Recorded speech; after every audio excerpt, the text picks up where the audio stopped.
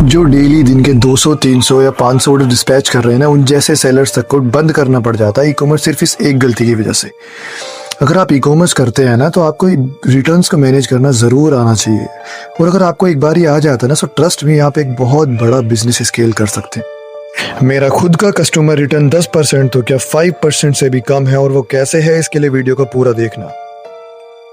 Customer return से सिर्फ आप परेशान नहीं हो, इंडिया के अंदर 80% सेलर्स परेशान हैं, और इसीलिए हमारी प्लेटफॉर्म्स नई नई चीज़ें लेकर आती रहती हैं कस्टमर रिटर्न को डिक्रीज करने के लिए। So the first difference is that the product differs from the photo. आप लोग फोटो को एनहेंस करने के चक्कर में इतना ज़्यादा एनहेंस कर देते हो कि आपका जो प्रोडक्ट होता है वो फोटो के कंपैरिजन में बहुत लो क्वालिटी का लगता है, एकदम पुअर क्वालिटी का।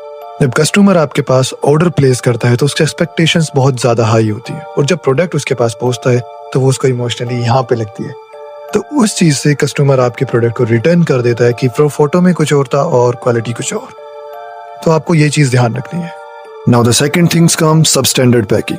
आपकी पुअर पैकिंग कस्टमर के पास प्रोडक्ट जाने से पहले ही कई बार ऐसा होता है कि प्रोडक्ट डैमेज हो जाता है। अगर आपका प्रोडक्ट इस तरह का है कि डैमेज हो जाता है, तो उसे अच्छे से बबल रैप करके प्रोडक्ट को कस्टमर के पास भेजें और अच्छे से डिस्पैच करें, अच्छे से उसकी पैकेजिंग करें, एंड थैंक यू कार्ड वगैरह सब कुछ अच्छे से करें, और देखना आपका इससे कस्टमर रिटर्न काफ़ी ज़्यादा डिक्रीज हो जाएगा। और यहाँ पे तीसरी चीज़ आती है कि लो क्वालिटी प्रोडक्ट। आपको ये भी बात माननी होगी कि आपका प्रोडक्ट कभी कभी सच में लो क्वालिटी का भी हो सकता है। आप उसकी क्वालिटी को एनहेंस करिए।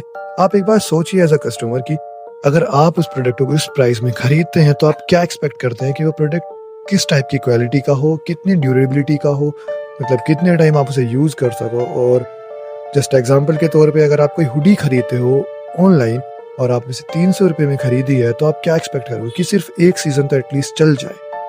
अगर वो एक सीज़न भी नहीं चलती तो आपको मज़ा नहीं आएगा।